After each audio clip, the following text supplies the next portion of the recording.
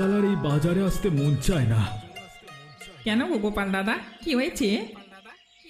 আরে সে আর বলিস কেন, মাংসের যা দাম বেড়েছে সে তো আর বলবার নয়। সে যা বলেছ, ওই খগেনের দোকানে তো দাম তো এবার আকাশ ছোঁয়া। কোথায় ছুটির দিনে একটু মাংস ভাত খাবো আনন্দ করে, তাও পারা যায় না। ওই খগেনের কথা বাদ দাও তো। জমিদার বাবুকে খাতির করে চলে কিনা, তাই ওকে জমিদার বাবু নিজের পোলট্রি থাকে, মানে পোলট্রি থেকে মুরগি ওকে দিয়ে দেয়, আর সেগুলি চড়া দামে বিক্রি করতে থাকে মানুষের কাছে। সে তো করবেই, জমিদার বাবু নিজের পোলট্রিতে শহর থেকে মুরগি এনে রাখেন আর তাদেরকে যত্নও করে ভালো, তাই ওসব মুরগির তো দাম হবেই। কিন্তু খগেন যা করে তা তো দিনে দুপুরে ডাকাতি। তবে রতনের দোকানের মাংস নেহাত খারাপ নয়, আমি তো নিজেই ওখান থেকে কিনেছিলাম গতবার। ঠিকই বলেছিস, ওর কাছ থেকেই মাংস নেব এরপর থেকে। আমিও তো বেশ কয়েকজনকে বললাম ওই খগেনের কাছ থেকে মাংস না কিনে রতনের কাছ থেকে কিনে, মানে আমাদেরই লাভ আর ছেলেটার একটু টাকা পয়সা আয় হবে। হ্যাঁ, এই তাই জন্যই সাহায্য আর কি। চল তাহলে আজকে রতনের দোকান থেকেই মাংস কিনবো। আর এই খগেনকে উচিত শিক্ষা না দিলে চলছে না, বাজারকে যেন মাথায় করে রেখেছে। আমাদের গ্রাম আর পলাশপুর গ্রামের মানুষ ওর মাংস কেনে, আর হরিপুর গ্রামের লোকেরা কেনে রতনের কাছ থেকে। আমাদের গ্রামের লোকেদের ঠিকমতো বোঝাতে হবে, দিলেই খগেনের কাস্টমার কমবে। আরে শুধু খগেনকে দোষ দিয়ে কি হবে? ও কি একাই টাকা ভোগ করে নাকি? কিছু অংশ তো ওই জমিদার বাবুকেও দেয় খুশি করবার জন্য। সে আর বলতে, নয়তো সপ্তাহে সপ্তাহে জমিদার বাড়িতে ওরকম আনন্দ অনুষ্ঠান চলে, এমনি এমনি কি সবই ওই 2 নম্বরই পয়সার খেলা। ওগুলোকে সব বন্ধ করতে হবে, আগে চল মাংসটা কিনি গিয়ে। কি রে রতন, ভালো আছিস? আরে গোপাল দা যে, অনেকদিন পর আমার দোকানে কি মনে করে? মানুষ ঠকলে ঠিক পথে আসে রে ভাই। ওই খগেনের দোকানে কিনে কিনে আমরা তো ফকির হতে বসেছি এক প্রকার, তাই এরপর থেকে ঠিক করেছি আমরা তোর দোকান থেকেই মাংস কিনবো। হ্যাঁ একদম, আর আমাদের গ্রামের লোকেদেরও তোর দোকান থেকে মাংস কিনতে বলবো। তোমরা যে আমার কি উপকার করলে তার বলে বোঝাতে পারবো না, তোমাদের জন্যই তো আমরা বেঁচে আছি। বলো কত কিলো দেব?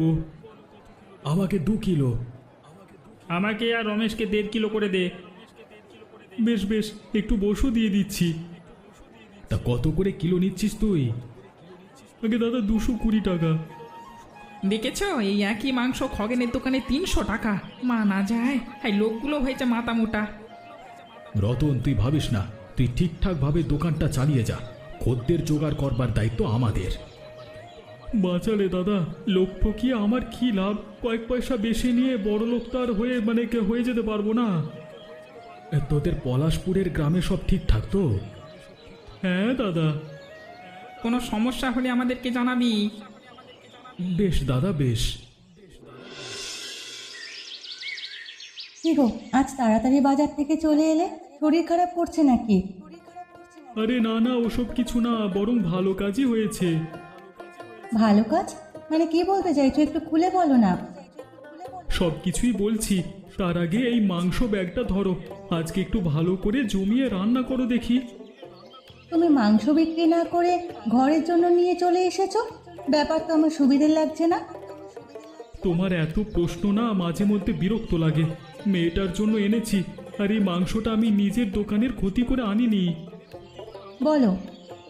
ওই খগেনের দোকানে মাংস এত দাম বাড়িয়ে রেখেছে যে লোকজন আর ওর কাছ থেকে বেশি মাংস কিনছে না। তাই তো আজকে ওই অমরপুরের গোপালদা, রমেশদা এবং দীপকদা আমার দোকানে এসেছিল মাংস কিনতে। ওদের সঙ্গে অনেকক্ষণ কথাবার্তা বলবার পর গোপালদাই আমার ঘরের জন্য মাংস নিয়ে যেতে বলে, আমাকে একটু কিছু বাড়তি টাকা হাতে গুঁজে দিল। বলো কি গো, তাহলে আমাদের সোনার দিন ফিরে আসছে বলো? তাই যেন হয় গিন্নি, তাই যেন হয়। কতদিন থেকে চাইছিলাম যে এই মেয়েটাকে একটু কিছু ভালো মন্দ খাওয়াবো, কিন্তু বাজারে যা অবস্থা চলছিল তার বলবার নয়। চারিদিকে এত ধার দেনা, এগুলো হয়তো তাড়াতাড়ি শোধ করতে পারবো। তুমি অযথা এত বেশি চিন্তা করো না, সব ভালোই হবে। তুমি ভালোভাবে কাজ করলেই ঠাকুর তোমার উপকার করবে। তুমি শুধু শুধু কোনো ঝামেলায় জড়াতে যেও না। ওই খগেন কিন্তু সুবিধের নয়। ঠিকই বলেছ, গোপালদা তো এও বলেছে যে ওর গ্রামের বেশিরভাগ খদ্দেরদের বলবে যে আমার দোকান থেকে মাংস কিনতে। এবারে রোজগারটা একটু ভালোই হবে মনে হচ্ছে। সামনে পুজোও আসছে, হইচই করে কাটানো যাবে, কি বলো? সে তো ঠিকই। ঠিক আছে, তুমি যাও, রান্নাটা চাপাও গিয়ে।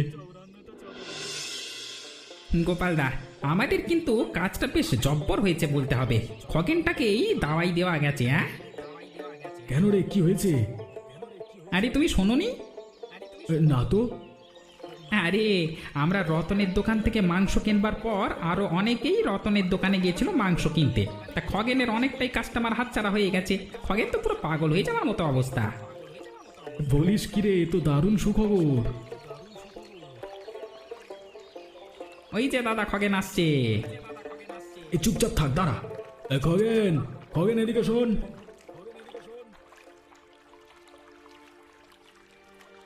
কি হয়েছে, ডাকছিস কেন? এত রেগে আছিস কেন, আর যাচ্ছিসই বা কোথায়?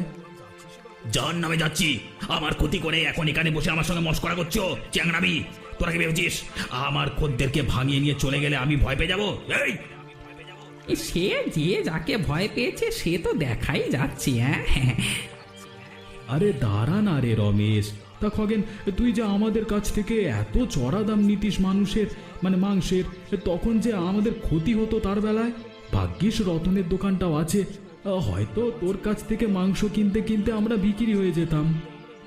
তোদের মজা না দেখি আমার শান্তি নাই রে। তোদের এই রত্নার দোকান কতদিন থাকে সেটাই দেখবো। ঠিক আছে, যা তো।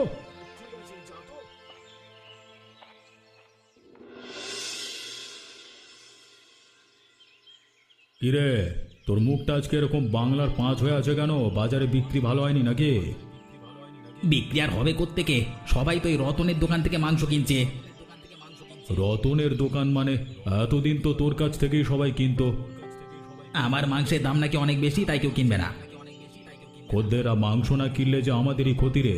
একটা ব্যবস্থা করতে হবে তো দেখছি। ব্যবস্থা একটাই আছে, রতনকে যেভাবে হোক সরাতে হবে। সরাতে হবে মানে? এই পৃথিবী থেকে সরিয়ে দিতে হবে। সোজা ভাষায় বলতে গেলে খুন করতে হবে। কিসব উল্টো পাল্টা কথা বকছিস? তোর মাথা ঠিক আছে? এছাড়া আর আমাদের হাতে অন্য কোনো উপায় নেই। রতনের দোকান না থাকলে সবাই আবার আমার দোকানে এসে ভিড় জমাবে। কিন্তু কাজটা করবে কে? কেন আমি? তুই পারবি? আজকে রাত্রি ওকে আমি শেষ করে ফেলবো। আপনি শুধু পুলিশের ব্যাপারটা দেখে নেবেন। ঠিক আছে, ওসব নিয়ে তোকে ভাবতে হবে না, কিন্তু কাজটা করবি কি করে? রতন আজকে বিকেলে শহরের দিকে গেছে, ফিরতে রাত হবে। ফেরবার পথে ওই নদীর কাছে আসলেই আমি ওর কাজ শেষ করে দেব। দেখ, সাবধানে কর কিন্তু। আরে হ্যাঁ হ্যাঁ, ওসব নিয়ে ভাববেন না। আজকে শহর থেকে ফিরতে অনেকটাই দেরি হয়ে গেল। নীলিমা বোধ হয় এতক্ষণে ঘুমিয়ে পড়েছে।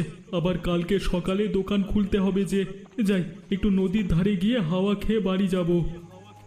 এই যে দাদা, শুনছেন? কে কে আপনি? আমি যেই হই না কেন, আপনাকে ডাকছি যখন দাঁড়ান না। আপনি কে আগে তো বলবেন। আরে এ কি, আপনি আমার হাত ধরে টেনে নিয়ে যাচ্ছেন কেন? মুখটা থেকে চাদরটা সরিয়ে ফেলুন। কোনো কথা বলবেন না, যেখানে নিয়ে যাচ্ছি যাবেন। আরে এ তো নদীর কাছে এনে দাঁড় করালেন, করতেটা কি চাইছেন আপনি? এবারে চিনতে পারছিস? খগেনদা, তুমি আমাকে এখানে ধরে আনলে কেন? তোর যে যাওয়ার সময় হয়ে গেছে রত্না। মানে?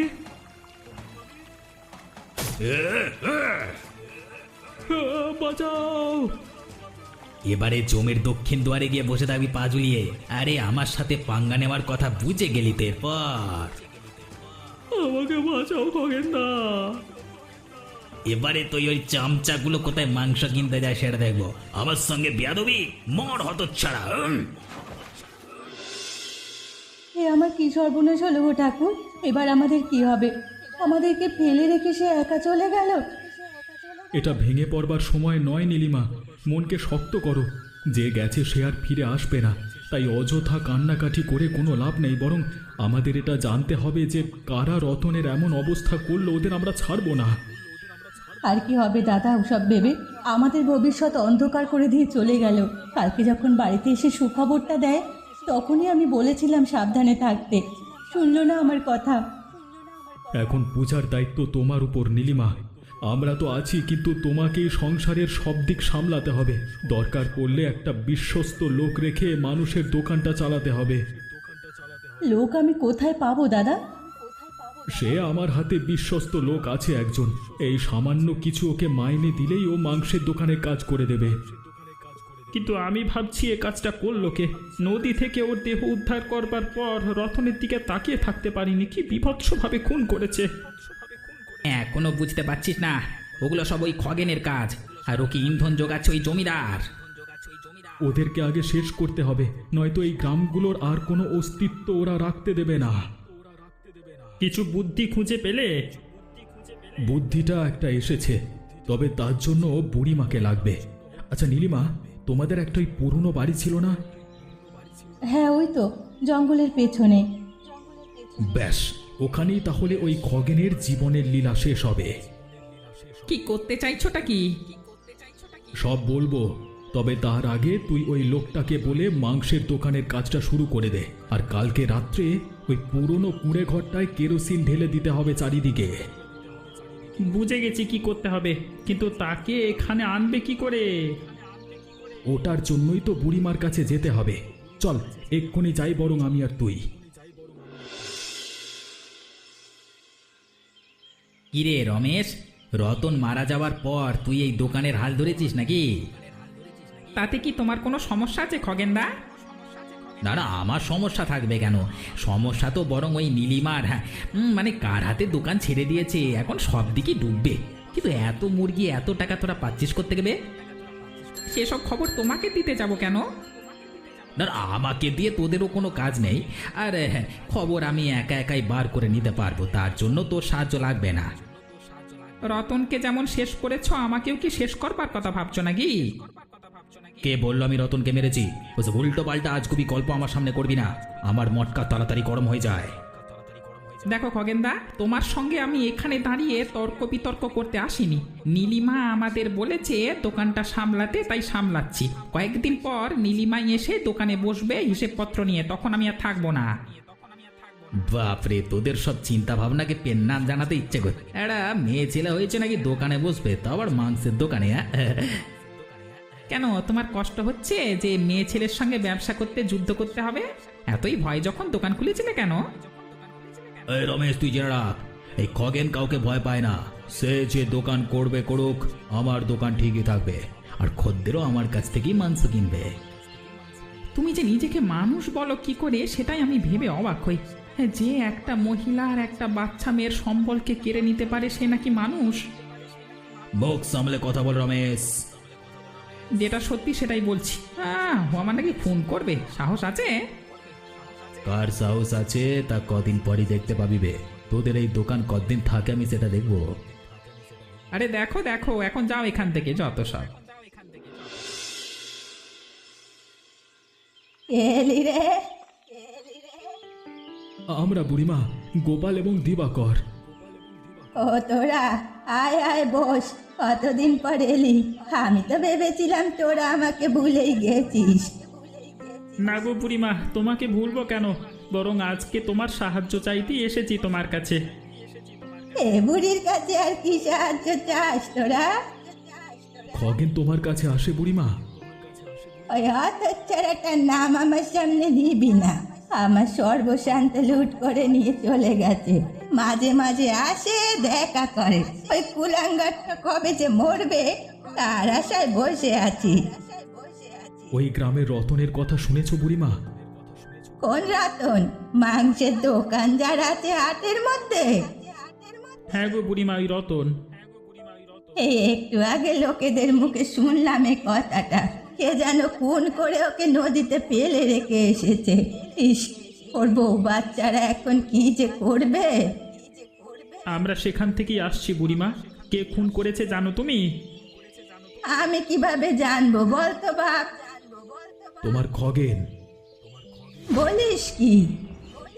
হ্যাঁ বুড়িমা, ওর মাংসের দাম বেশি বলে যখন সবাই রতনের কাছ থেকে মাংস কেনা শুরু করলো, তখন তার রাগ উঠলো আর রতনকে রাত্রিবেলায় খুন করলো। ছি ছি, ওর এতটা অধঃপতন হয়েছে। ওকে জম যে কেন তুলে নেয় না সেটাই ভাবি। তাই আমরা একটা ফন্দি বার করেছি বুড়িমা, কিন্তু সেখানে তোমার সাহায্য দরকার। কি করতে হবে বল, আমি করব। তোমাকে আজকে খগেনকে তোমার বাড়িতে ডাকতে হবে, আর কথায় কথায় রতনের বাড়ির কথা তুলতে হবে। তোমাকে বলতে হবে যে রতন অনেক টাকা পয়সা লুকিয়ে রেখে গেছে তার ওই পুরনো কুঁড়ে ঘরের ভেতর, সেখান থেকেই নীলিমা সব টাকা পাচ্ছে। ওটা শুনেই খগেন সেগুলো চুরি করতে যাবে, আর তারপরেই ওর ভবলীলা সাঙ্গ করব। বেশ বেশ, তাই হবে। ওই হতচ্ছাড়াটা মরলেই শান্তি। ওর ফুটফুটে ছোট বাচ্চাটার বাবাকে ওভাবে কেউ খুন করে, ওদের পরিবারকে জলে ভাসিয়ে দিল পুরো। দুঃখের কথার কি বলবো বলো, আমরা যতটা পেরেছি নীলিমাকে সাহায্য করছি। আমিও তোদের সঙ্গে আছি, কোনো অসুবিধে নেই। তুমি শুধু আজকের মধ্যে কাজটা করে দাও, বাকিটা আমরা দেখে নেব। শুধু আমার একটু কষ্ট হবে, আমার নিজের ভাইয়ের ছেলে খগেন, তাই নয়তো ওই ছেলেকে আমি অনেক আগেই সাহায্য করে দিতাম। ওই জমিদারের পাল্লায় পড়ে আজ ওর এ অবস্থা হয়েছে, এতটা বার বেড়েছে ওর। সে আর তুমি কি করবে? ঠিক আছে, আমরা তাহলে আসি।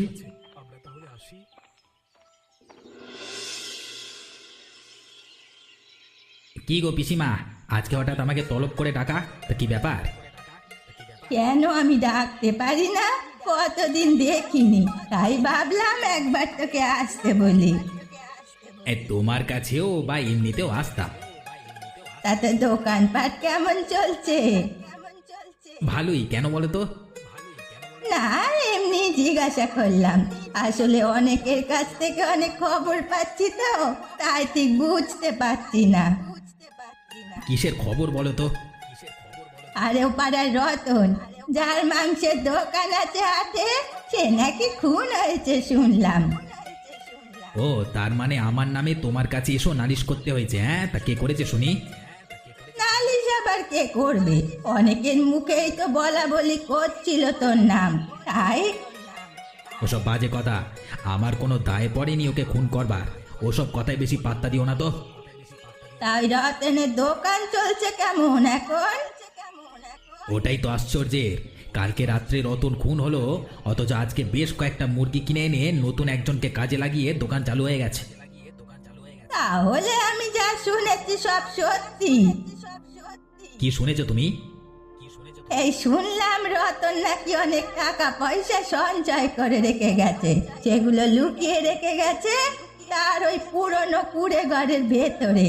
নীলিমা সেখান থেকেই নাকি টাকা পয়সা সব নিচ্ছে এখন। আচ্ছা, এই ব্যাপার তাহলে। হ্যাঁ, তা তুই আর এসবে বেশি ঢুকতে যাস না। না না, আমি নিজের দোকান সামলাতে হিমশিম খাচ্ছি, আর লোকের পরিবারে অত নাক গলি আমার কাজ নাই। ঠিক আছে, আমি চলি বরং এখন এখান থেকে। এসেছিস যখন একটু খাওয়া দাওয়া করে যা। না গো, পরে এসে খাবো, চলি। হ্যাঁ,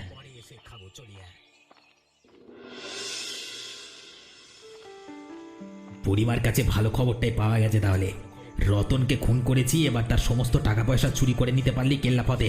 আমাকে দেখে কে? এই গ্রামে তখন মাংসের দোকান শুধুমাত্র আমারই থাকবে, আমিই রাজ করব। সবাই তো ঘুমিয়ে গেছে দেখছি, এত রাত্রে জেগেও বা থাকবে কে?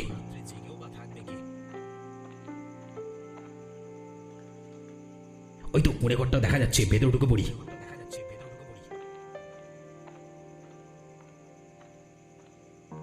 চারিদিক এত অন্ধকার, না টর্চটা জ্বালি।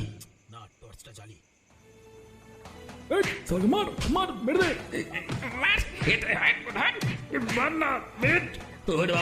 ওরে বাবা, লাগছে। কিরে খগেন, জানতাম তুই আসবি, তাই তো বুড়িমাকে দিয়ে এই মিথ্যে গুজবটা ছড়িয়ে দিয়েছিলাম। আমাদের কথা তো বিশ্বাস করতিস না, তাই বুড়িমাকে দিয়েই বলালাম তোকে। তোদেরকে আমি দেখে নেবো। আমাদেরকে দেখা এত সহজ নয়, অনেক দেখেছো তুমি বাবা জীবন। এবার যে আমাদের দেখানোর পালা। নাটকটা তুই শুরু করেছিলি, শেষটা আমরা করব। এই রমেশ, বাঁ দেখে।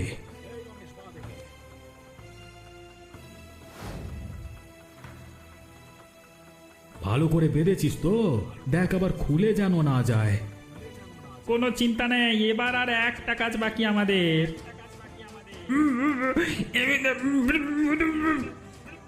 চুপ কর বেয়াদব। একজনের ক্ষতি করে এখনো তোর শান্তি হয়নি? চল তোরা এই জানালাটা বন্ধ করে দে, আর দরজাটা আমরা বাইরে থেকে লাগিয়ে দিচ্ছি।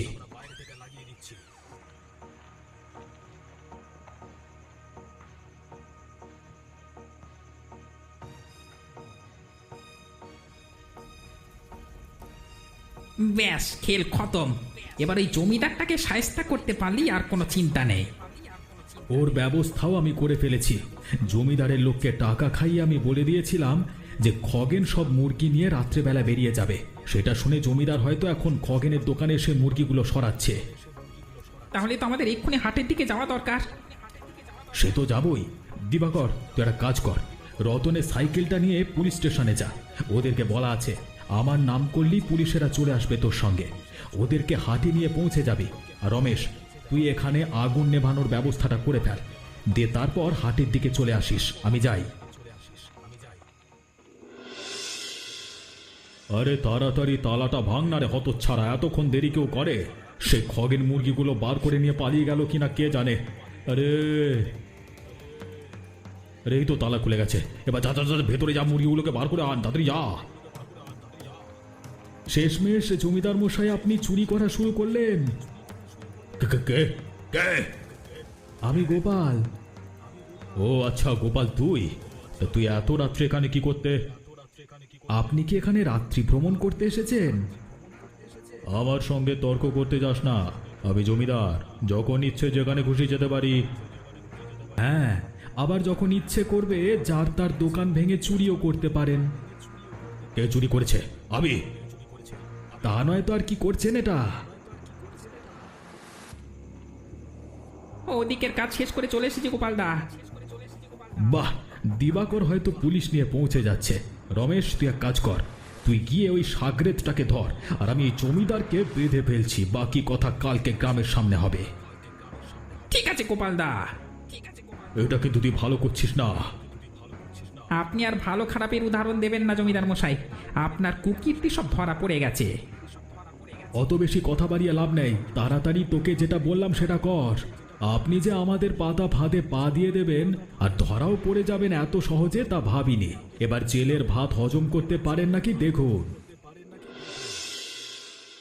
যাক, এক রাতের মধ্যে দুটো অসভ্য লোক শাস্তি পেয়েছে। ভাগ্যিস গোপাল, রমেশ আর দীপাকর ছিল, এই তিনটে গ্রাম বেঁচে গেল বাবা তোদের জন্য। ওসব কিছু নয় বুড়িমা, সবই গোপালদার বুদ্ধি। হ্যাঁ ঠিক। শোনো, পুলিশদের সঙ্গে কথাবার্তা হয়ে গেছে। এরপর থেকে খগেনের দোকানটাও নীলিমার নামে হয়ে যাবে। একটাই বড় দোকান মাংসের থাকবে ওই হাটের মধ্যে। এটা তো আমাকে আগে বলনি গোপালদা। আমি এইমাত্র থানা থেকে খবরটা নিয়ে আসছি। একদিক দিয়ে ভালোই হলো, তবে একটা কথা বেশ পরিষ্কারভাবে বোঝা গেল, মানুষদের ঠকিয়ে কেউ কোনোদিন সুখ পেতে পারে না। অন্য মানুষদের ক্ষতি করেও সেটা সম্ভব নয়। নিজের কাজটা ঠিক মতো করলেই ওপরওয়ালা আপনা আপনি আশীর্বাদ করবেন। সত্যি রতনটার জন্য খারাপ লাগছে, তবে নীলিমা তোমার কোনো চিন্তা নেই। যখনই কোনো সাহায্যের দরকার পড়বে আমাদের কাছে চলে আসবে, আমরা যথাসাধ্য চেষ্টা করব। আর পূজার লেখাপড়ারও কোনো সমস্যা আমরা হতে দেব না। যাক, একটা গতি হলো সংসারটার। বৌমা, তুমি বেশি দুঃখ পেও না, রতনের আত্মা কালকেই শান্তি পেয়ে গেছে। ওরা দুজনেই ধরা পড়েছে, খগেনটার উপযুক্ত শাস্তি হয়েছে, ওর পুড়ে মরাই উচিত ছিল। একদমই তাই, রতন ওপর থেকে সব দেখছে, সব ভালোই হবে। হ্যাঁ, এবার ওর শ্রাদ্ধ শান্তির একটা ব্যবস্থা করতেই হবে। আমরা ওদিকটা দেখে নিচ্ছি। হ্যাঁ হ্যাঁ, চলো কাজে লেগে পড়ি। এমনই সব ভালো ভালো মজার গল্প দেখতে হলে আমাদের চ্যানেলটিকে সাবস্ক্রাইব করতে ভুলবেন না যেন।